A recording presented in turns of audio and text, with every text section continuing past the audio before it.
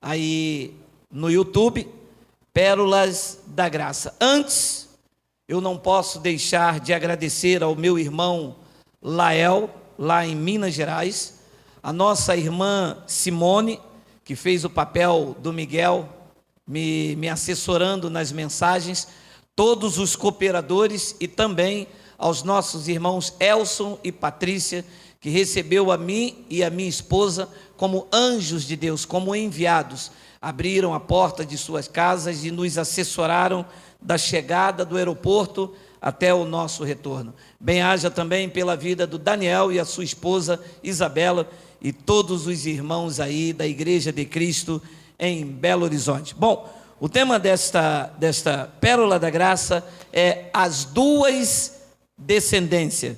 Está lá em Gênesis capítulo 3, versículo de número 15. Eis a palavra: porém inimizade entre ti e a mulher, entre a tua descendência e o seu descendente, este te ferirá a cabeça e tu lhe ferirás o calcanhar. Esta é uma profecia em que depois daqueles desajustes lá no Éden, Deus chamou a serpente, e que já entendemos por revelação que a serpente era metafórica. E por que ela era metafórica? Porque Deus está falando aqui com a mulher e com a serpente. Então, a serpente teria um descendente. Ora, serpente não tem relação com o ser humano para deixar descendente. Tem? Não tem. Se entende por revelação que esta profecia se diz respeito a Judas, o descendente direto da serpente, e a Jesus. Então, aqui nesta profecia apontava para Judas, que ferir o calcanhar seria a traição cometida por Judas, e ferir a cabeça foi a consciência de Judas depois de trair a Jesus. Lembra que Judas, então, depois de trair a Jesus, com a mente golpeada, se enforcou, depois de tê-lo vendido com 30 moedas. Isto se entende, porque ninguém viu na cruz Jesus ferir cabeça de serpente. Não há isto, só no sistema religioso que prega as coisas de forma literal. Então, quando Deus disse à serpente e à mulher, chamou os dois e disse: eu porei inimizade entre ti e a mulher, entre a tua descendência e o seu descendente. Este, o descendente da mulher, iria ferir a cabeça, e o descendente da serpente iria lhe ferir o calcanhar. Então, para que a serpente tivesse descendente uma outra serpente, ela teria que ter relação com a serpente e não com a mulher. E quem é que teve relação com a mulher para nascer Caim, que era do maligno? Vê se tem para mim, Miguel, não está aí. Gênesis capítulo 4, versículo de número 1. Olha aí. Coabitou a serpente com Eva. Quem é que coabitou com Eva? O homem. Então, da relação de Adão, que a serpente era uma metáfora para o que era venenoso de traição em Adão, diz que coabitou o homem com Eva, sua mulher, e esta concebeu à luz a Caim. Então Deus disse que iria colocar inimizade entre a semente da serpente, de Adão nasceu Caim, e da mulher, diretamente a descendência da mulher, nasceu Adão. Começou aqui a inimizade, porque Caim matou quem? Aqui está o início da inimizade. Então, se entende nos estudos da graça que duas descendências saíram do ventre de Eva. Eva deu à luz a dois. da descendência de Adão nasceu Caim. Disse João que Caim era do maligno. E da descendência de Eva, a mãe dos viventes, nasceu Abel. Ora, Abel era de Deus e Caim era da descendência má. Olha o que Paulo diz em Romanos capítulo 9, versículo de número 20. Atente para esta sabedoria. Quem és tu, ó homem, para discutires com Deus? Porventura pode o objeto perguntar a quem o fez, por que me fizestes assim? Você vê que o homem não tem nenhum livre-arbítrio na ação de Deus. Depois ele diz no versículo de número 21, ou não tem o oleiro direito sobre a massa? Paulo usa esta terminologia se reportando ao ventre de Eva. Ou não tem o oleiro direito sobre a massa, para do mesmo barro fazer um vaso para a honra, Abel, e o outro para desonra, Caim. Duas descendências estavam ali no ventre de Eva. E ele diz no versículo de número 22, que diremos, pois? Se Deus, querendo mostrar a sua ira, segura. Deus quis mostrar o quê? Ira. Ui, Deus tem ira? Paulo disse que tem. Agora ele ia mostrar esta ira em mim, que sou da salvação, em você, que é filho da salvação. Se ele tinha uma ira para ser mostrado, ele iria mostrar em quem? Na descendência do mal. Tinha duas descendências em inimizade. Disse a revelação que diremos, pois, se Deus, querendo mostrar a sua ira e dar a conhecer o seu poder, suportou com muita longanimidade os vasos de ira preparados para a bênção, preparados para a salvação. Os vasos de ira estão preparados para o quê? Para a perdição. Ora, estavam preparados ou eu poderia salvá-los? Não poderia, estavam preparados. Por quem? Por Deus. Por que é que Deus fez isso? Deus quis mostrar a sua ira, não iria mostrar em mim. Para que o plano da salvação fosse completo, alguém tinha que trair Jesus. Quem iria trair Jesus? Pedro? Pedro era tempestuoso, mas era vaso de honra. Quem é que tinha que trair? Judas, o filho da perdição. Jesus, na sua oração sacerdotal, disse: nenhum do que tu me deste se perdeu, a não ser o filho da perdição, para que se cumpra a escritura. Então alguém tinha que trair. O descendente direto da descendência má tinha que trair. Não poderia ser Pedro, não poderia ser João. Tinha que ser quem? O filho da perdição. Diz então que Deus suportou com muita longanimidade os vasos da ira. Você está entendendo que existe vasos de ira, filho da perdição, mas existe vaso de honra, vaso de misericórdia, que somos nós? É o que Paulo diz no versículo de número 23, olha lá, a fim de que também desse a conhecer as riquezas da sua glória. Ui! Então quer dizer que no filho da perdição dá a conhecer o seu poder e a sua ira. Em nós, os vasos de misericórdia, diz que ele dá riquezas da sua glória em quem? Em vasos de misericórdia que para a glória preparou de antemão. Diz o versículo de número 24, os quais somos nós.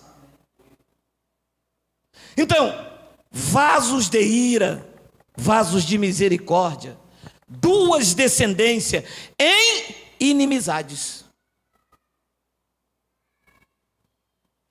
Existem duas sementes nesta terra, e elas estão, por profecia de Deus, em inimizade. E só o evangelho da graça separa esta briga. Porque senão, tu entra dentro de lugares com tapinha nas costas, Deus tem uma obra na sua vida, mas de olho no teu bolso. Na graça de Deus, o lobo não prevalece. Porque aqui não tem lugar para lobo. Aqui nós não damos carteira a ele de apóstolo. Aqui nós não damos os primeiros lugares. Aqui todos estão no mesmo nível. E o filho da perdição, a descendência má, ele quer isso entre nós. Então, reconhecer que existe duas sementes é muito importante para você não se ferir. Porque senão você vai convivendo com aquele irmão que parecia ser muito gente boa, mas daqui a pouco ele trai. Meu amado, o negócio é tão sério que não há um relato nos dias de Jesus de um tropeço de Judas. Pedro era um obreiro que qualquer pastor queria longe. Se metia em tudo. Num dia, ele quase provocou uma chacina. Ele cortou a orelha de um soldado romano, quase que eles perdem a cabeça. Mas ele era filho da bênção. Judas, não há um relato, nunca foi repreendido. Judas nunca foi admoestado. Tomava conta do dinheiro. Fazia parte dos zelotes. Era inteligente, formado em economia, mas lá dentro, por ser filho da perdição, maquinava o mal. E quando sentou na mesa, Jesus disse: eu escolhi 12, um de vocês é o diabo e vai me trair. Todos os olhos olharam para quem? Eu vou responder: para Pedro.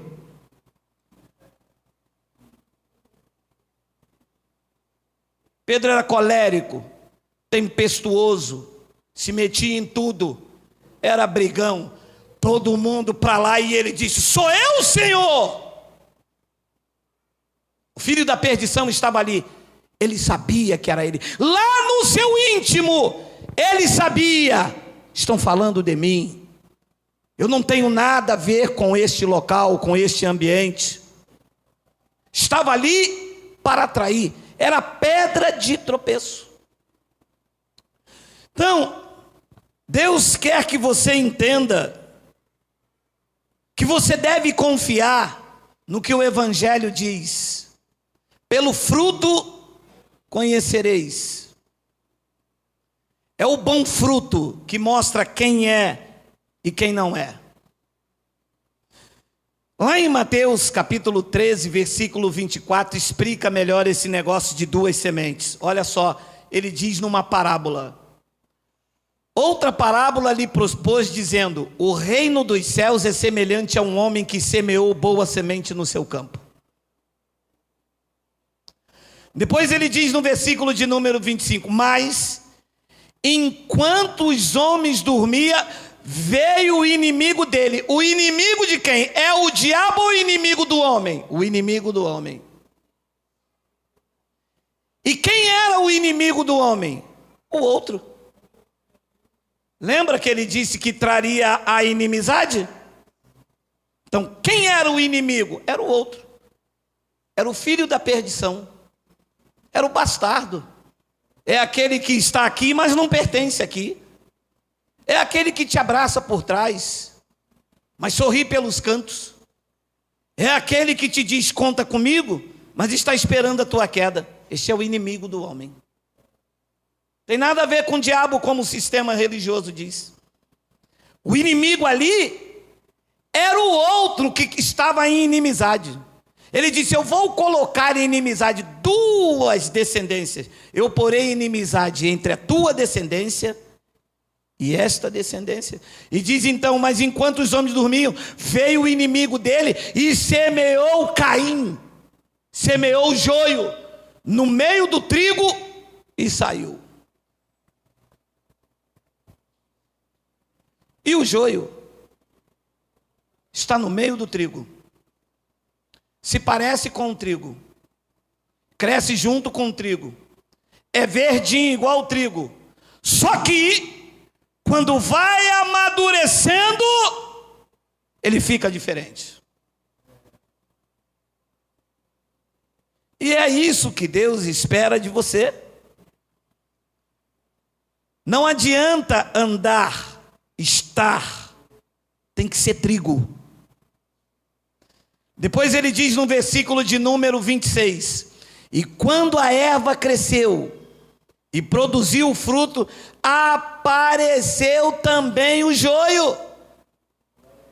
27, então, vindo os servos do dono da casa, lhe disseram: Senhor, não semeaste boa semente no teu campo? Segura aí.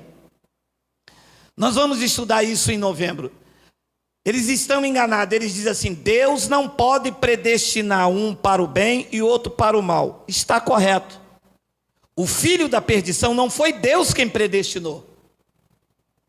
O filho da perdição é uma semente de Adão, permitido por Deus para ele mostrar a sua ira. Não foi Deus que disse assim: eu vou criar este aqui.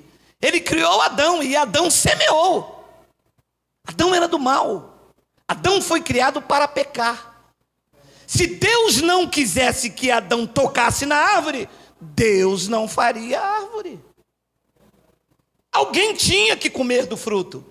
Esse alguém não poderia ser Eva, porque Eva era mãe de todos os viventes.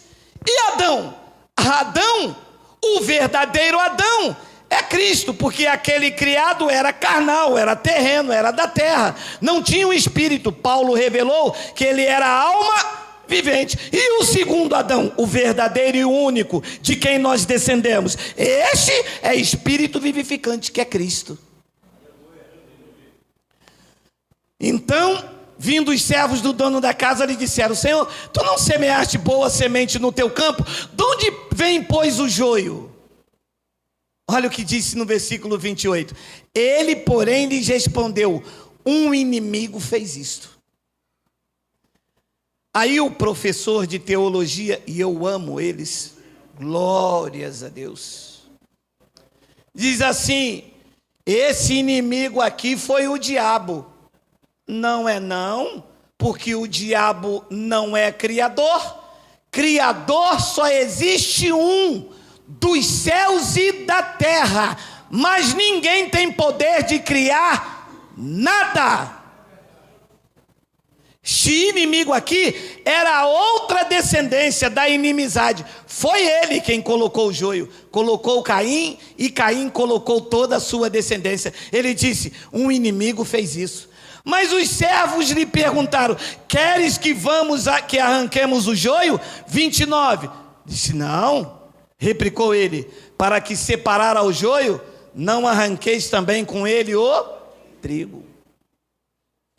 O joio se faz necessário no nosso meio. Nós crescemos com ele. Nós crescemos com sua falta de amor. Nós crescemos com sua falta de perdão. Vemos o quanto Deus trabalha verdadeiramente no nosso interior. Porque o joio está aqui para atrair. O joio está aqui. Aqui não, porque eu dou nele até ele mear. Aqui que eu falo é na igreja aí. Está para arrumar mulher. Está para arrumar namorada, está para ter as melhores posições dentro da igreja. Só que na igreja em graça ele não prevalece, porque a pregação do evangelho dá comissão no ouvido, e quando tu larga a graça, eles ó, au!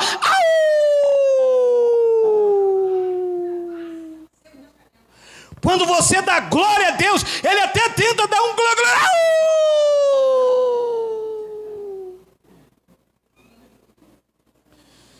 Então, amado, Cristo não morreu pela humanidade. O quê? É isso aí. Se Cristo morresse pela humanidade, Bin Laden estava salvo.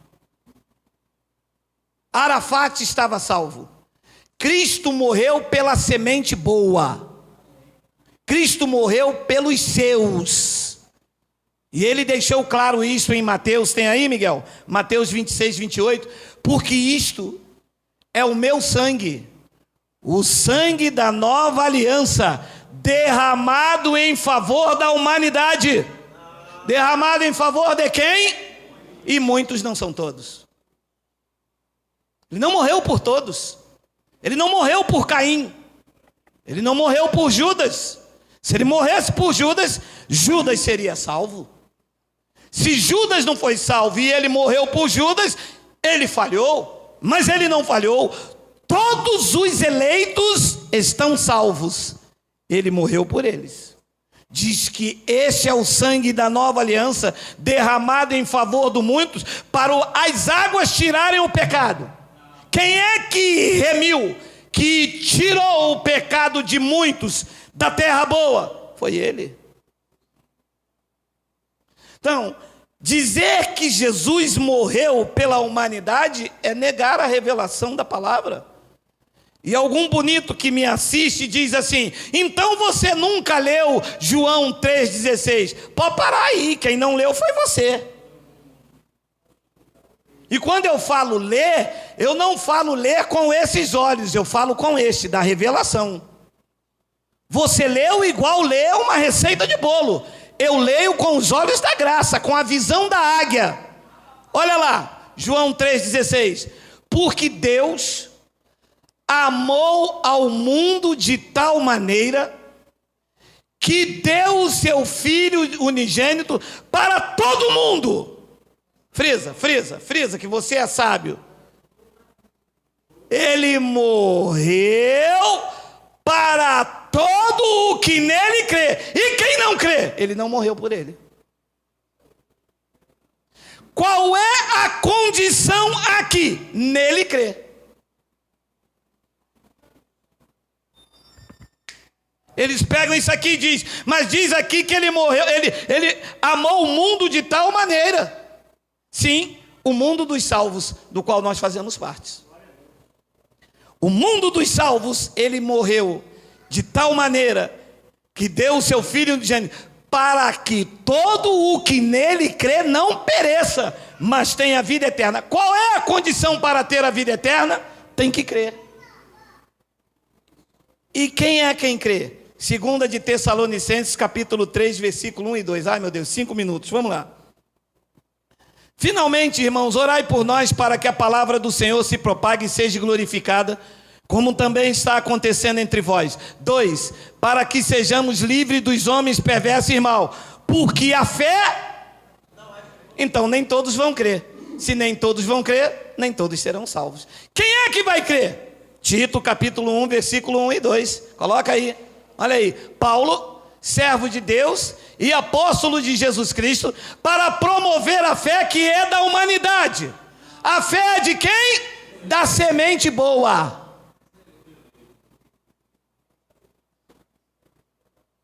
A fé é dos eleitos. Não é de Caim, não é de Judas, não é de Arafat, não é de Bin Laden, porque eles não são eleitos. Eles fazem parte da outra descendência, para causar inimizade. Estão aqui com outro intuito, estão aqui com outras perspectivas. Nós não, nós estamos aqui em comunhão para exaltar a Cristo, porque nós podemos crer. A fé é dos eleitos. Tem alguém eleito aqui? Diga: Abba, Pai. Ele morreu por vocês. Nem todos podem crer. Amado, a descendência mais está entre nós, mas eles não têm um selo de autenticidade. Parecem, mas não é. É igual. A olho grosso é igual. É o joio no meio do trigo. Olhando assim, parece crente. Tem jeito de crente. Tem roupa de crente, mas lá dentro ele sabe que ele não é crente. Ele sabe, porque ele não tem o selo de autenticidade. O selo de autenticidade do cristão genuíno é o perdão, é o amor e a misericórdia. E às vezes você é tido até como otário. A palavra é essa, me desculpa. Carioca já viu como é que é, né? Como você vai dar mole? O cara fez isso com você? Ah, se fosse comigo. Se fosse com você, você é da descendência má. Você está aqui para causar inimizade. Eu sou da descendência boa, eu perdoo, porque quem me justifica é o Senhor. O filho da perdição não tem um selo de autenticidade, mas ele tem uma marca. Olha o que diz Gênesis capítulo 4, versículo 10, 2 minutos, já estamos acabando. E disse quem? E disse Deus, falando com Caim: que tu fizeste? A voz do sangue de teu irmão clama da terra a mim. Versículo 11: eis agora, pois, maldito, eis maldito por sobre a terra, cuja boca se abriu para receber de tuas mãos o sangue de teu irmão. Olha a conversa de Deus, hein? Versículo 12: quando lavrares o solo, não te dará ele a sua força, serás fugitivo e errante pela terra. 13: então disse Caim ao Senhor: é tamanho o meu castigo que já não posso suportá-lo. 14: eis que hoje me lanças da face da terra, da tua presença hei de esconder-me, serei fugitivo e errante pela terra, quem comigo se encontrar me matará. Olha o cara diante de Deus, meu irmão. Meu Deus, matei o justo. A profecia já começou em mim, houve uma inimizade, eu matei meu irmão. João disse: por que o matou? Porque era do maligno, as suas obras eram más. Quem olhava de longe dizia: filho de Adão e Eva, o primeiro casal, todo mundo crente. Mas não era não, disse Paulo na Revelação: um é vaso de honra e o outro de desonra. Um estava ali com inimizade, e ele diante de Deus, ele disse: eu serei fugitivo e errante pela terra, quem comigo se encontrar me matará. 15: o Senhor, porém, lhe disse: assim qualquer que matar a Caim será vingado 7 vezes. E pôs um sinal em Caim, para que não o ferisse de morte quem quer que encontrasse. O Senhor fez o quê? Colocou um sinal. Colocou uma marca em Caim. E quando as pessoas via Caim e via, lá estava o sinal de Deus. A amargura, o ódio, a inveja, que mata 7 vezes mais do que uma bala, do que uma faca. O filho da perdição morre com seu próprio veneno, aos poucos, se definhando, com a falta de amor, com a falta de perdão, com a amargura, vai secando. Deus não permite, a morte corre dessa gente, que Deus colocou uma marca. A pessoa quando olha e diz: que pessoa amargurada, que pessoa, você já viu pessoas assim, ferida, amargurada? Ela tem uma cara assim de cuscuz. Você dá um bom dia a ela, tem motivo de não dar bom dia. Caim, a marca da tua descendência está em você. Você é amargurada, me desculpa a palavra, é uma pessoa azeda. Eu trabalhei na casa de um homem que ele era azedo. Uma Land Rover na garagem, milionário, mas tinha a marca de Deus sobre a vida dele. Não tinha paz de espírito. Precisava enxertar droga, beber garrafa de uísque, nada estava muito bom, estava a marca de Deus, semente da perdição. O dinheiro não basta, não é suficiente para trazer paz. Já os eleitos não. A semente boa tem um selo de autenticidade. E eu termino com 2 de Timóteo capítulo 2, 19, para te mostrar. Olha lá: entretanto, o firme fundamento de Deus permanece tendo este selo: o Senhor conhece os que lhe pertencem. E diz que Deus, pum, este é meu.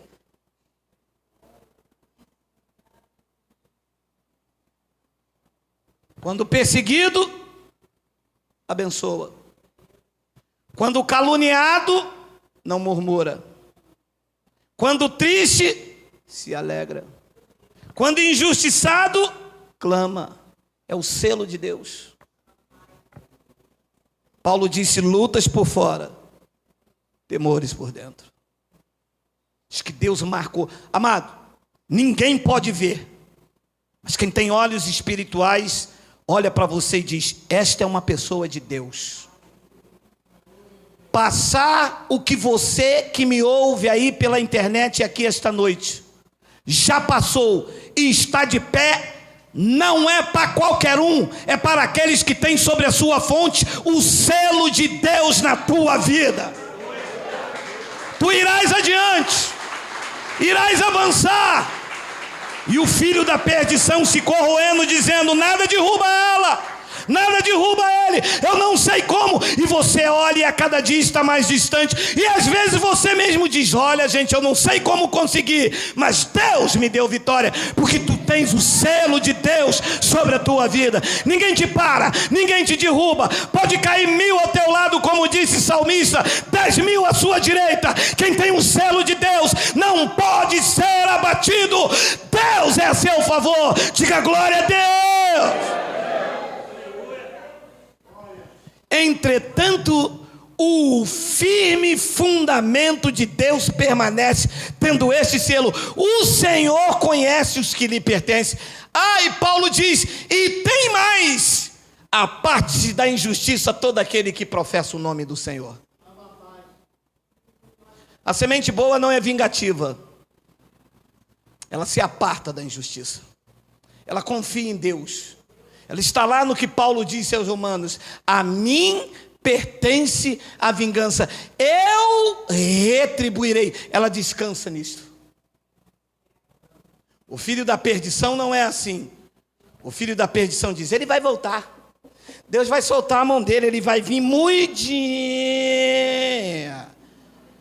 ele vai ver só. Glória a Deus pela sua vida abençoada. Glória a Deus pelas injustiças cometidas contra você. Glória a Deus pelas pedras que te atiraram.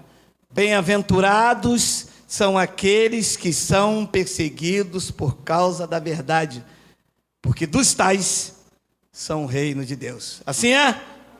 Vamos